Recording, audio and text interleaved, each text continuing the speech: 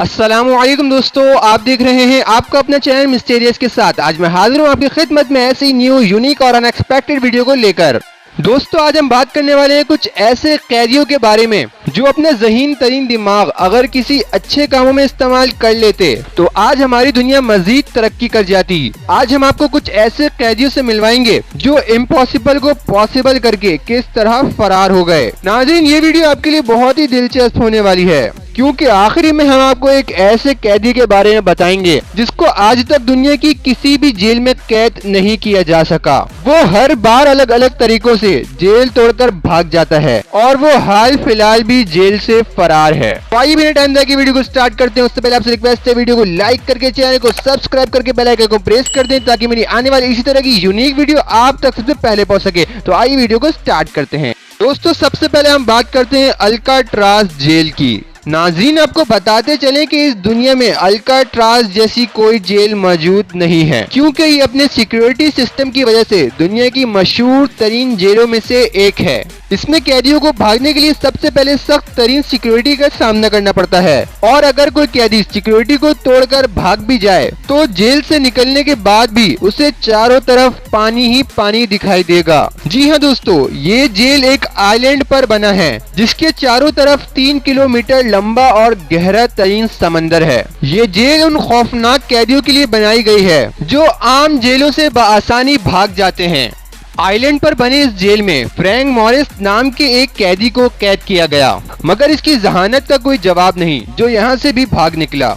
इसने यहाँ से भागने के प्लान में और 2 कैदियों को शामिल किया जो दोनों भाई थे, जॉन एंजेलिन और क्लेरेंस एंजेलिन। मॉरिस ने अपने दोनों साथियों से ड्रिल मशीन की ब्लेड्स और मुख्तलिफ औजार को इकट्ठा करने के लिए कहा और तीनों मिलकर सामान इकट्ठा करने लग गए। मॉरिस को जो भी अखबार पढ़ने के लिए दिया जाता वो उसे वापस करने या फेंकने के बजाय उन्हीं अखबारों से 3 नकली चेहरे तैयार कर लिए और उसके ऊपर अपने ही बाल काट कर लगाए।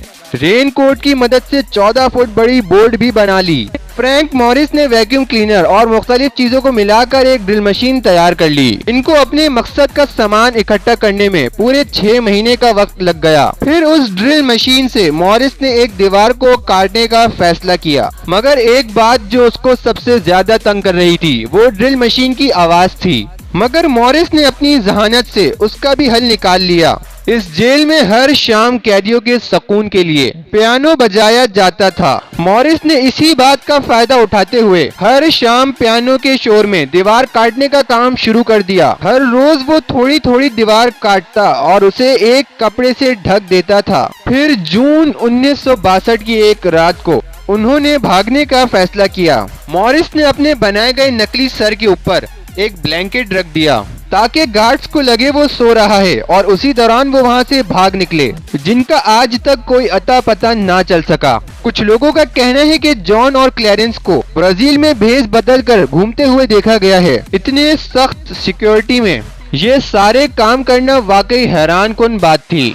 दोस्तों, आपने इन 3 बंदों की प्लानिंग को तो देख लिया, मगर हम अब आपको जिसका तरीका बताने जा रहे हैं उसका तरीका थोड़ा अलग है। एक कैदी जिसका नाम जॉय था, 2012 में उसे एक चोरी के केस में अरेस्ट किया गया। अरेस्ट होने के 6 दिन बाद ही वो जेल से भाग निकला। जॉय एक योगा मास्टर था, उसे हर तरीके से अपनी बॉडी को फोल्ड करने का हुनर आता था।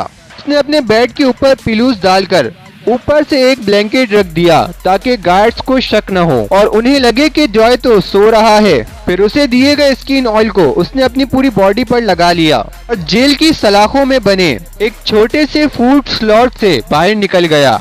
ये फूड स्लॉट कैदियों को खाना देने के लिए होता है। इसका साइज सिर्फ 5.9 इंच चौड़ा और 17.7 इंच लंबा होता है। नाज़रीन, आप यकीन नहीं करेंगे कि जॉय सिर्फ 34 सेकंड में इस छोटे से होल से बाहर आ गया और फिर वहां से फरार हो गया। इकराम, ये बात करते हैं एक ऐसे कैदी की जिसका जेल से भागने का अंदाज वाकई अनोखा था। ये कैदी ब्राजील में कैद था जिसका नाम रोनाल्डो सिल्वा था। इसकी वाइफ इससे मुलाकात करने जेल में आती थी।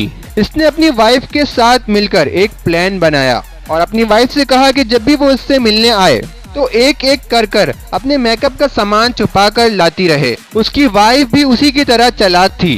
तो जब मिलने आती थी तो कभी लिपस्टिक छुपा कर लाती, कभी नकली बाल, तो कभी लड़कियों के कपड़े। आहिस्ता आहिस्ता वो सारा सामान सिल्वा तक पहुंचाने में कामयाब हो गई। फिर एक दिन उसी सामान की मदद से लड़कियों का भेष बदलकर सिल्वा वहां से भाग निकला। उसने अपने आप को इतनी सफाई से चेंज कर दिया कि किसी को पता भी ना चला। मगर जेल के गेट पर एक ताड़ू पुलिस वाला बैठा था। उसने जब नकली सिल्वा को अच्छी तरह ताड़ा तो पुलिस वाले को उसकी चाल पर शक हो गया, जो कि मर्दाना जैसी लग रही थी। और बदकिस्मती से पुलिस वाले ने उसका पीछा करके सिल्वा को फिर पकड़ लिया। मगर जो भी हो, आइडिया कमाल का था। दोस्तों, अब आपको यासिर बैरिक नाम के एक कैदी का आइडिया भी दिखाते हैं। इनका ताल्लुक तुर्की से था। इन्हें ड्रग्स सेलिंग के केस में वेस्टर्न जर्मनी से जेल के अंदर डाला गया था। इन्होंने अपने दिमाग का इस्तेमाल करते हुए एक मास्टर प्लान बनाया। इस जेल में हर हफ्ते एक बॉक्स में गंदे कपड़े धुलने के लिए जाते थे। यासिर ने एक दिन उसी बॉक्स में खुद को पार्सल कर लिया। फिर जब गंदे कपड़े लेने के लिए वर्कर्स आए तो इन गंदे कपड़ों के साथ ही यासिर को भी उठाकर ले गए। रास्ते में जैसी गाड़ी सिग्नल पर रुकी, यासिर वहाँ से रफू चक्कर हो गया और आज तक फिर कभी किसी के हाथ ना आया। दोस्तों, अब बात करते हैं अपने आखिरी कैदी के बारे में, जिसकी जहानत के बारे में जानकर आप दंग रह जाएंगे, क्योंकि मैं बात कर रहा हूँ योशी शिशा तोरी की। क्योंकि इसके बारे में कहा जाता है कि आज तक कोई ऐसी जेल नहीं बनी जिसमें योशी को कैद रखा जा सके, क्योंकि ये हर बार सख्त से सख्त सिक्योरिटी को भी तोड़कर भाग जाता है। योशी अपनी जहानत से सबके घरों के ताले खोलकर घरों में मर्डर और रॉबरी करता था, लेकिन एक दिन ये पकड़ा गया और इसे जापान के अमोरी जेल में रखा गया था। मगर योशी को ताला खोलने का हुनर आता था, जिसकी मदद से वो हर जगह चोरियां करता रहता था। उसी तरह एक दिन अपने लॉकअप का लॉक खोलकर भाग गया, लेकिन पुलिस ने उसे एक बार और अरेस्ट कर लिया और अब उसे अकीदा जेल में बंद किया गया। योशी ने यहाँ से भी भागने का प्लान बनाया और हर रात वो जेल की दीवारों पर चढ़कर शीशे की विंडोज को चेक करता था। फिर उसे एक दिन ऐसा शीशा मिल गया जो बाकी शीशों के मुकाबले में ढीला पड़ चुका था। उसने शीशे पर एक निशानी लगा दी और अगले ही दिन अपनी पूरी तैयारी के साथ वहाँ से भाग निकला। मगर दोस्तों, बदकिस्मती से उसे पुलिस ने फिर पकड़ लिया और अब की बार इसे अबाशरी जेल में रखा गया, जो कि माना जाता था कि ये दुनिया की खतरनाक तरीन सिक्योरिटी में से एक है और योशी का यहाँ से भागना नामुमकिन है। मगर योशी को तो जेल में रहना नहीं था। फिर योशी ने अबाशरी जेल से भी भागने का प्लान बनाया। उसे हर रोज नाश्ते में सूप दिया जाता था। वो गरम सूप अपने जेल के लोहे पर एक ही जगह रोज हल्के हल्के गिराता जाता था, जिसकी वजह से उस जगह पर जंग लग गया और वो लोहा कमजोर हो गया। फिर 25 अगस्त 1944 का दिन आया। उस दिन ब्लैक आउट चल रहा था। योशी ने उसी अंधेरे का फायदा उठाते हुए जेल को उस जगह से तोड़ा जहां से वो कमजोर हो चुका था। फिर योशी वहां से भागने में कामयाब हो गया। मगर मजे की बात यह है कि पुलिस भी हार मानने वाली नहीं थी। पुलिस ने एक बार फिर योशी को पकड़ लिया और उसे इस बार सपारा जेल में रखा गया और सख्त सिक्योरिटी के साथ 24 घंटे के लिए 6 गार्ड को इनके लॉकअप के बाहर खड़ा कर दिया गया। मगर नाज़रीन, आप यकीन नहीं करेंगे कि योशी वहां से भी भागने में कामयाब हो गया। इस बार योशी के लॉकअप में दीवारों और छतों पर तो बहुत काम किया गया था, मगर फर्श पर कोई ध्यान नहीं दिया और वो फर्श कच्चा ही छोड़ दिया। योशी रोज मिट्टी खोदकर उसको कपड़े से ढक देता था और एक दिन वो सुरंग बनाकर वहां से फिर भाग निकला। दोस्तों, यही तक थी आज की हमारी वीडियो। अगर आपको वीडियो अच्छी लगी हो तो वीडियो को लाइक करके चैनल को सब्सक्राइब कर दें। मिलते हैं फिर इस तरह की एक और वीडियो के साथ। जब तक के लिए खुदा हाफिज।